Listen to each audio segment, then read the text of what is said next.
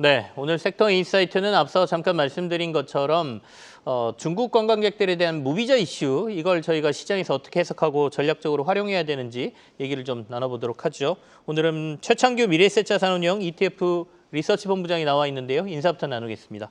예, 안녕하십니까. 오십시오. 예, 너무 자주 뵙는 것 같아가지고 이러다 그래도 이제 다양한 시장 얘기를 해주고 계시기 때문에 네. 오늘은 이제 방금 전에 제가 얘기한 것처럼 조금 중국 관광객 그리고 오늘 또 이제 전승절 뭐 행사하면서 네. 중국이 이제 전 세계 시장의 존재감을 좀 드러내는 뭐 하루지 않습니까? 네. 우리도 워낙 중국의 소비 시장이 크기 때문에 중국하고 관계가 굉장히 중요한데 네. 어떻습니까? 이 무비자 입국 시행이 뭐 큰 국내에 영향을 줄 걸로 이렇게 판단하고 계세요? 네, 큰 영향을 줄 거라고 네. 판단하고 있습니다. 일단 무비자 입국에 대해서 간단하게 역사를 좀 점검을 해드리겠습니다. 네. 팬데믹 이전이었던 2010년대에는 중국인의 한국 방문은 단체 관광 패키지 나 개별 관광이나 모두 비자를 받았어야 됩니다. 제주도만 무비자 입국이 30일 체류에 한해서 가능을 했었고요. 네. 코로나 국면에서는 당연히 모든 게 안 됐었고요. 그리고 나서 이번 조치는 중국 단체 관광객에 대해서 한해서 중국 단체 관광객에 한해서만 무비자 입국을 한시적으로 허용을 한 건데요. 여행사가 송출하는 단체 관광객은 한국에 비자 없이 입국을 할 수 있게 된 겁니다. 결국은 이런 부분들이 우리 시장에 어떤 영향을 미칠까? 한 5가지 영향을 미칠 거다라고 생각을 하고 있는데요. 네. 가장 먼저 호텔이나 카지노, 최근에는 호텔 내에 카지노가 있는 복합 리조트 형태로 진행이 되고 있는데요. 지금 팬데믹 기간을 겹치면서 5성급 호텔이나 이런 쪽은 공급이 적었습니다. 공급이 적은데 중국인 관광객이 오다 보니까 네. 당연히 공급보다 수요가 많은 그런 상황이 예상되고 있고요. 그리고 당연히 비행기를 타고 올 거니까 항공 측면에서도 긍정적인 영향이 예상이 되고 있고요. 그리고 또 중국인 관광객들이 한국에 온다면 무엇을 할까요? 당연히 뭐 의료 관광이라든지 네. 미용 관광을 할 가능성이 높거든요. 그래서 관련된 업종 그리고 마지막으로 최근에 뭐 10월달에 에이펙 회담에서 네네. 뭐 한중 정상회담이라든지 한한령 해제 기대감이 나타난다면 뭐 엔터라든지 이런 쪽도 수혜를 받을 수 있다 이렇게 분석을 하고 있습니다. 그러면 하나씩 좀 짚어봐야 되겠습니다. 이제 10월에 있을 에이펙까지 우리가 이슈로 같이 볼 필요가 있다 이런 말씀이신데 네. 일단 관광객들이 들어오면 아까 호텔 카지노 말씀을 하셨습니다만 네. 소비 쪽에다 좀 집중을 해서 화장품하고 뷰티 쪽 먼저 볼까요? 네, 맞습니다. 제일 먼저 우리가 네. 생각이 드는 게 중국 그러면 화장품 먼저 떠올리게 되는데요. 네네. 다행스럽다고 해야 될지 아니면은 뭐 세상이 많이 바뀌었다고 해야 될지 과거에 한국 화장품은 맞습니다. 중국 향이 굉장히 많았었는데요. 요즘의 화장품은 다릅니다. 요즘의 화장품은 해외 매출 비중, 특히 뭐 미국이라든지 유럽이라든지 해외 매출 비중이 굉장히 많이 올라갔고요. 그리고 또 화장품 회사가 D2C라고 해서 직접 그 컨슈머들 소비자들을 직접 네. 판매하는 그런 비중도 굉장히 많이 늘어났습니다. 그래서 중국 향이라고 할 수 있는 아모레퍼시픽이라든지 LG 생활건강이라든지 이런 종목들은 뭐 단기 매출 증대라든지 이런 게 예상되지만 전반적인 화장품 쪽에서는 이번 무비자 입국으로 인해서 폭발적인 성장이 예상된다? 그건 아니다라는 말씀을 드리겠습니다. 네. 이전하고 사실 조금 뭐 관광객들의 패턴도 바뀌었다라고 말씀 주셨지만 네. 그러니까 화장품도 그런 것 같습니다. 우리가 이제 중국만 바라보던 시장에서 그렇죠. 이제는 말씀하신 것처럼 글로벌 시장으로 눈이 돌아가 있고 비중도 이제 글로벌이 더 크기 때문에 이 맞습니다. 중국의 관광객들이 들어온다 그래서 이게 큰 이슈로 될 것 같지는 않다라는 말씀이시면 네. 화장품주는 결국에는 수출 데이터 우리가 잘 보는 게 중요하다 이런 말씀이신 것 같아요. 그렇습니다. 실제로 수출 데이터를 꼼꼼하게 뜯어볼 필요가 있는데요. 네. 수출 데이터를 보면은 어느 나라로 가느냐, 그리고 어느 소비자들한테 가느냐 이런 것까지 알 수가 있는데요. 8월 화장품 수출이 7월 대비해서는 살짝 꺾였습니다. 예, 그 이유가 크게 3가지 정도라고 생각을 하고 있는데요. 첫 번째는 기저효과입니다. 너무 잘 팔았어요. 예, 기저효과가 좀 크게 되고요. 그리고 두 번째는 이런 여러 가지 좀 말들이 많이 나오는데 뭐 미국에서 소액 직구 면세 제도라든지 상호 관세라든지 이런 이슈들이 불거지면서 B2C 흐름이 좀 약간 살짝 조정을 받고 있다. 그리고 세 번째로는 중국이랑 아세안 쪽으로도 화장품을 많이 팔고 있는데 뭐 재고 조정이라든지 판가 믹스 변동이라든지 네. 이런 것들이 복합적으로 겹치면서 살짝 꺾였다. 이렇게 좀 분석을 하고 있는데요. 뭐 결국은 이 꺾인 화장품이 다시 되살아날 수 있냐? 뭐 이런 궁극적인 질문들을 많이 하시는데 최근에는 한국 화장품들이 마케팅이라든지 뭐 틱톡과 같은 네. 뭐 SNS를 이용한 마케팅이라든지 이런 것들 쪽에서 굉장히 잘하고 있기 때문에 저는 회복할 거다라고 기대를 하고 있습니다.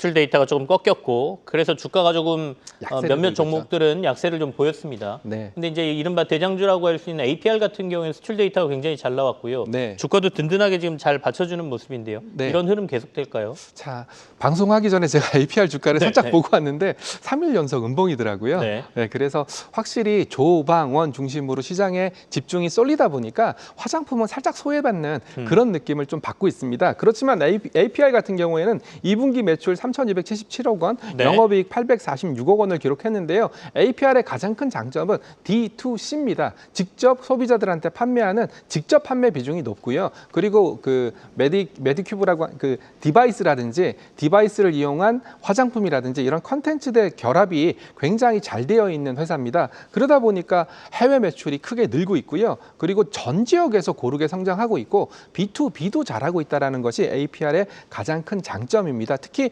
APR을 바라볼 때 제가 가장 감명받는 부분이 뭐 구글 트렌드라든지 뭐 틱톡, 인스타 팔로우라든지 네. 아니 이런 것들 쪽에서 압도적으로 APR이 잘하고 있기 때문에 뭐 전반적인 APR 당장은 어느 정도 소외받아서 조방원에서 소외받았기 때문에 주가 조정은 나타날 수 있겠지만 결국은 APR이 화장품의 대장주 역할을 계속적으로 할 거다라는 생각은 변함이 없습니다.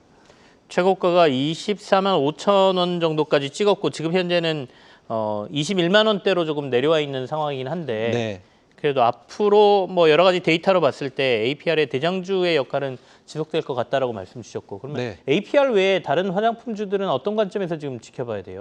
결국은 APR이 네. 잘하고 있는 것을 다른 화장품 업체도 똑같이 하고 있냐 이런 관점으로 좀 보셔야 됩니다. APR은 앞서도 말씀드렸던 것처럼 네. D2C 직접 판매에서 굉장히 잘하고 있고요.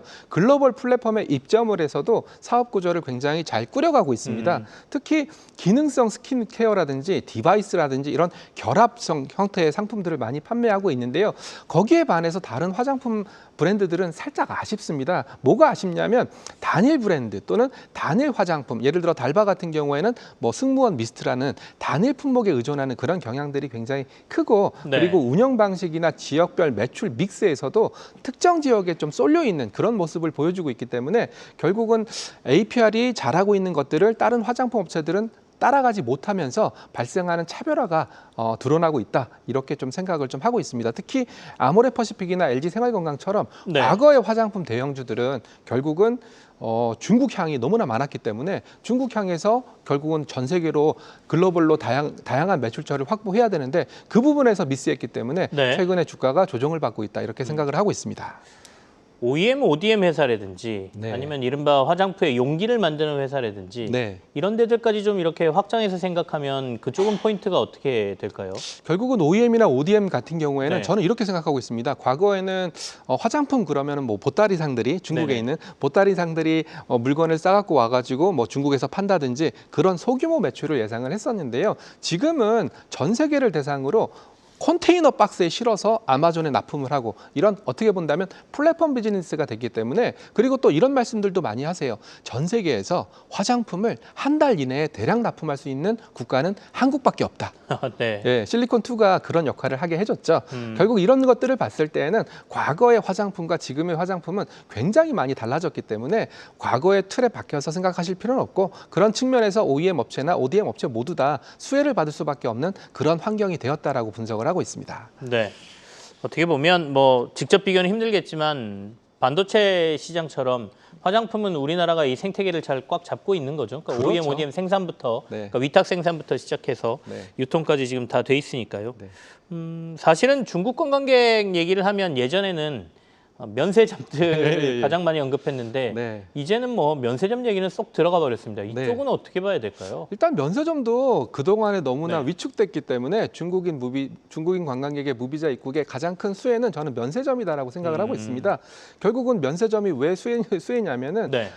국내 면세점의 가장 큰 고객은 뭐 당연히 한국인이겠지만 중국인이 그 다음으로 가장 많은 면세점의 고객입니다. 네. 결국은 그리고 또 중국인 그러면은 굉장히 바게닝 파워, 즉 1인당 구매 매출액 비중이 굉장히 높은 네. 국가 중에 하나거든요. 그렇기 때문에 면세점 매출은 당장 늘어날 수 있고 그동안 위축됐던 면세점이 다시 한번 화랑을 보일 수 있다라는 생각을 좀 했지만 면세점 같은 경우에는 임대료라든지 수수료라든지 고정 비용 부담이 큽니다.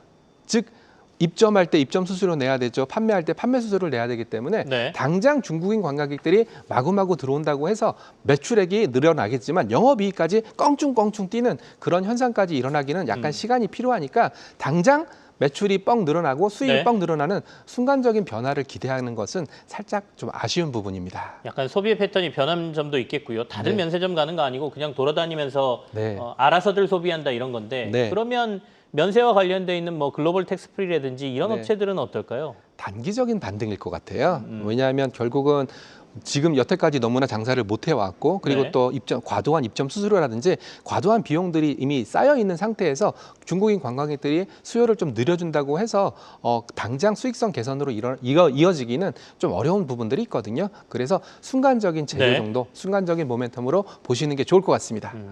본부장님 말씀하시는 강도로 봐서는 앞에 얘기한 화장품이 조금 더 강한 것 같고 네. 면세는 조금 이 강도가 떨어져 있네요. 그렇죠? 아닙니다. 제가 제일 강도 높게 얘기하는 것은 카지노입니다. 카지노입니까? 네네네. 카지노 얘기를 하시죠. 네. 아무래도 카지노하고 호텔 쪽이 주가도 상승이 좀 있었고요. 네. 앞으로도 그러면 좀 더 강세를 예상하시나요? 예, 실은 이번에 무비자 네. 입국을 공부를 하면서 제가 감명 깊었던 섹터가 바로 카지노였습니다. 감명이라는 표현까지 나왔습니다. 네네네.